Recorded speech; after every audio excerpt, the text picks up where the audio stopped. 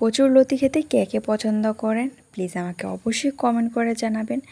আমি আজকে আপনাদের জন্য নিয়ে আসলে এমন একটি ইন্টারেস্ট কচুরলতির রেসিপি। তো চলুন পুরো ভিডিওটা লাস্ট পর্যন্ত দেখতে থাকুন। আসসালামু আলাইকুম সবাইকে, আশা করছি আপনারা সবাই ভালো আছেন। আলহামদুলিল্লাহ আমরা অনেক বেশি ভালো আছি। তো আজকে সকাল সকাল ভাবছি যে কচুরলতি দিয়ে কিছু একটা তো বানানো যাক।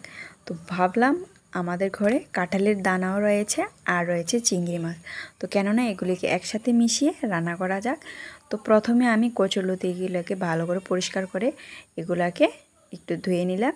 ধুয়ে এখন আমি একটা কড়াইয়ের মধ্যে প্রথমে দিয়ে দিলাম আমরা যে কাঁঠালের দানাগুলো পরিষ্কার করেছিলাম, এগুলাকে ভালো করে কুচি কুচি করে, বেশি কুচি করবেন না, হালকা হালকা করে আমি এটাকে একটু ভিজিয়ে দিলাম জল আর হলুদ দিয়ে একটু সিদ্ধ হওয়ার জন্য।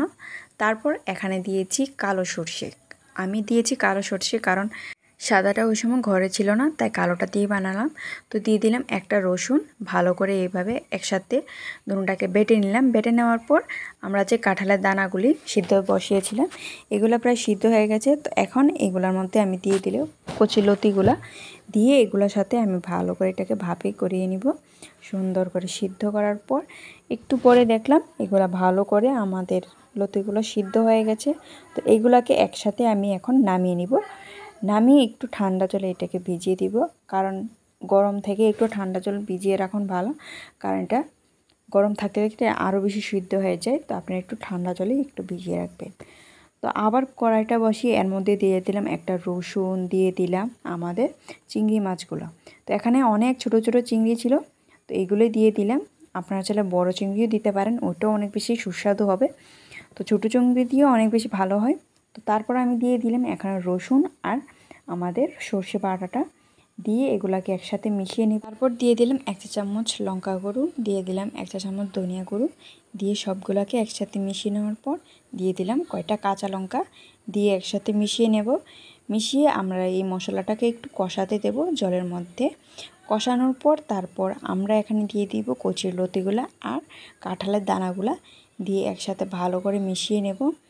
আর প্রথম আমি না কচুরলতি একবারেই খেতে পারতাম না, এখন কিন্তু আমার বেশ ভালো লাগে কচুরলতি খেতে।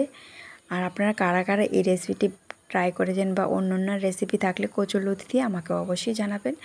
তো কচুরলতিগুলোকে আমি একদম ভাজা ভাজা করে নিয়েছি। ভাজা ভাজাই অনেক বেশি সুস্বাদু লাগে, কচুরলতির মধ্যে ঝোল একদম ভালো লাগে না। তাই মাকে সবসময় বলি আমি কচুরলতিগুলোকে সবসময় ভাজা ভাজা করে রাখতে, আমার অনেক বেশি ভালো লাগে এইভাবে খেতে। তো আপনারা কারা কারা এইভাবে পছন্দ করেন আমাকে অবশ্যই কমেন্ট করে জানাবেন। আর আপনারা যারা যারা আমাদের ভিডিওতে নতুন আছেন প্লিজ আমাদের চ্যানেলটিকে অবশ্যই সাবস্ক্রাইব করে দিবেন নতুন নতুন ভিডিও দেখার জন্য। অ্যান্ড আপনারা আমাদেরকে প্লিজ সাপোর্ট করবেন। তো এদিকে আমাদের কচুরলতি রেডি হয়ে গেছে খাওয়ার জন্য। তো আপনারা যাতে যাতে আমাদের ভিডিওটি ভালো লেগেছে প্লিজ লাইক কমেন্ট শেয়ার করবেন। And thank you for watching.